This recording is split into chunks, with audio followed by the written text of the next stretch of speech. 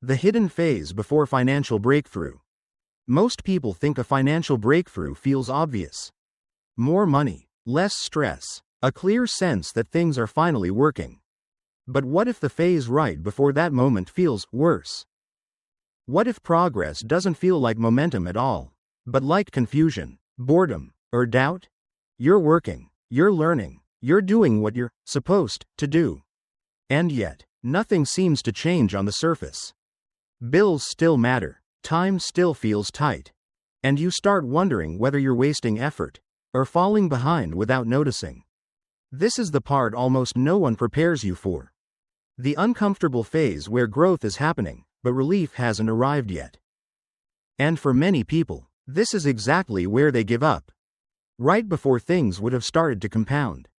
The hidden phase before a financial breakthrough matters because it's the point where most people misinterpret what's happening and make the wrong decision.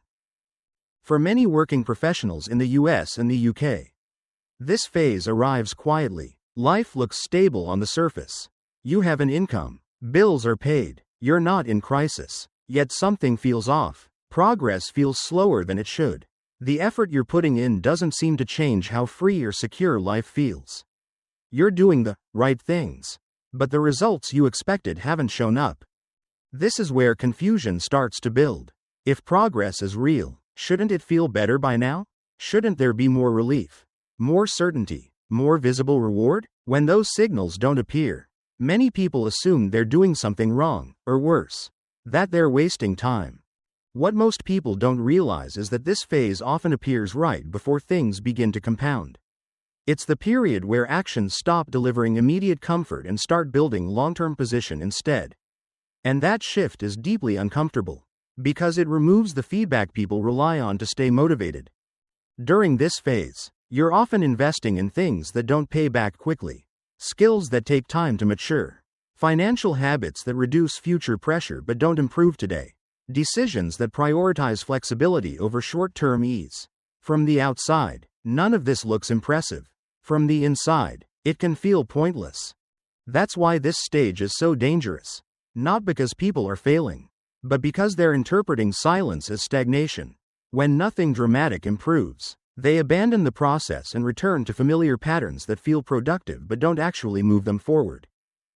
Understanding this problem early matters because once you see it clearly, you stop using emotion as your main indicator of progress. You realize that discomfort doesn't always mean you're off track. Sometimes, it means you've left the phase where effort buys relief and entered the phase where effort quietly builds leverage. Most people never reach a financial breakthrough not because they lacked discipline, but because they walked away during this misunderstood phase, right when staying consistent mattered most. The reason this hidden phase feels so discouraging isn't a lack of progress. It's a mismatch between how progress actually works and how people have been taught to recognize it. From an early age, most people learn to associate effort with immediate reward. You study, you get grades, you work, you get paid, you show up consistently, and life keeps moving. This creates a powerful expectation. If something is working, it should feel rewarding fairly quickly. When that feedback disappears, the brain assumes something is wrong. Financial progress doesn't follow that pattern. In the early stages of adulthood, effort usually produces visible results. Longer hours lead to higher income. Extra responsibility leads to promotions. Sacrifices create short-term relief. But at some point, that relationship changes. The actions that actually improve your long-term position stop delivering immediate comfort. Instead, they remove pressure slowly, quietly, and often invisibly. This is where many people get stuck. They continue judging progress by short-term signals: how comfortable they feel, how motivated they are, how obvious the results look. When those signals fade, they assume the strategy has failed. In reality, they've just entered a phase where the payoff is delayed. Another root cause is how financial security is defined. For most people, security means predictability, a steady paycheck, familiar routines, known outcomes. During the hidden phase, you often start questioning or reshaping those foundations. You may reduce lifestyle expansion, redirect income, or invest time in skills that don't pay off yet. Even though these choices improve future stability, They temporarily reduce the sense of control the brain craves. Psychologically, this feels like risk, even when it's strategic. There's also a social factor. This phase rarely looks impressive from the outside. You're not visibly winning. You may even look like you're moving slower than peers who are upgrading lifestyles or chasing higher pay aggressively. Without external validation, doubt creeps in. People confuse a lack of applause with a lack of progress. The deepest issue, however, is impatience disguised as responsibility. Many people tell themselves they're being practical by prioritizing comfort and certainty. But in doing so, they abandon processes that require time to work. They return to what feels productive, even if it only maintains the present instead of improving the future. The hidden phase isn't a sign that nothing is happening. It's the stage where progress stops being felt and starts being built. And most people never pass it because they mistake silence for failure. If the hidden phase exists because progress becomes quiet, then the way forward isn't about doing more. It's about learning how to move without needing constant feedback. Most people try to escape this phase by increasing intensity. They work longer hours, chase faster results, or jump between strategies hoping something will finally click. But intensity only amplifies whatever structure you're already in. If your financial life depends on constant effort just to stay in place, working harder doesn't create a breakthrough, it deepens the dependency. The real shift begins when progress is redefined. Instead of asking, "Is this paying off yet?" the more useful question becomes, "Is this reducing future pressure?" That single change in perspective alters how decisions are made. Actions are no longer judged by how they feel today, but by what they remove tomorrow. Urgency, fragility, dependence. This is where practical progress starts to look almost boring. It means using stable income as leverage, not as proof that things are fine. Redirecting surplus before it turns into lifestyle expansion. Building skills that compound slowly instead of tasks that reset every month. Investing consistently without expecting excitement or reassurance. None of these actions deliver emotional reward right away, which is exactly why they work. Another key adjustment is separating movement from positioning. Movement is activity. Positioning is what happens if life changes unexpectedly. When choices are evaluated through that lens, priorities shift. Lowering fixed costs becomes more valuable than increasing income quickly. Flexibility becomes more important than appearances. Optionality starts to matter more than optimization.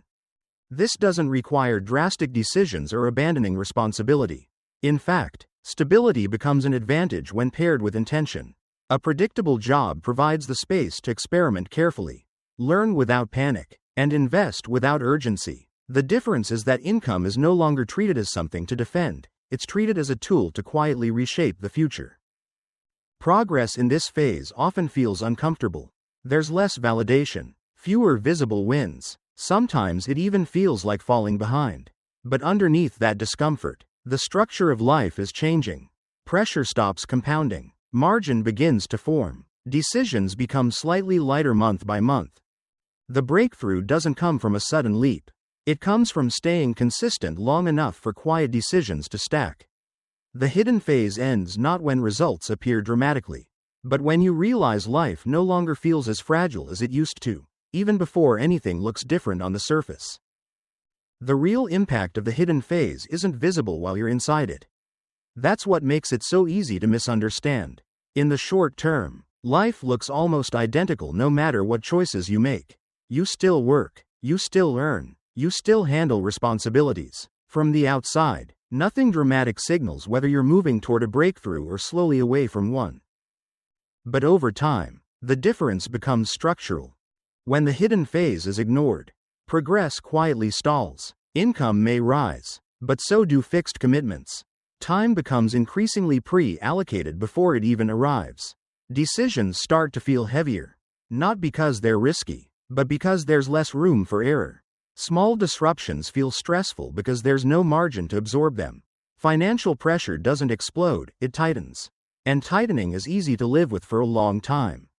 This is how many people arrive years later feeling confused rather than defeated. On paper, they did everything right. They were consistent, responsible, hardworking, yet flexibility feels limited. Changing careers feels dangerous. Slowing down feels irresponsible. Even success feels fragile, because it depends on everything continuing exactly as it is. By contrast, when the hidden phase is handled intentionally, the long-term experience looks very different, even if the short-term feels slower. Progress doesn't announce itself. There are fewer visible wins and less external validation. But pressure begins to compound in the opposite direction. Fixed costs stop expanding automatically. Skills deepen quietly. Investments grow without demanding attention. Income becomes less fragile because it's supported by more than just constant effort. Over time, decisions feel lighter. You gain the ability to pause before reacting. Setbacks feel manageable instead of threatening. Time starts to feel like something you allocate, not something you sell continuously. This is where consistency matters more than intensity. Breakthroughs aren't created by dramatic moves or perfect timing. They're created by small, aligned decisions repeated long enough to change the structure of life. Choices that prioritize flexibility over speed, direction over reassurance, long-term positioning over short-term relief. The hidden phase isn't something to escape as quickly as possible. It's something to move through correctly. Because on the other side of it isn't sudden wealth or instant freedom, it's something more durable. A life that doesn't feel like it will collapse if momentum slows.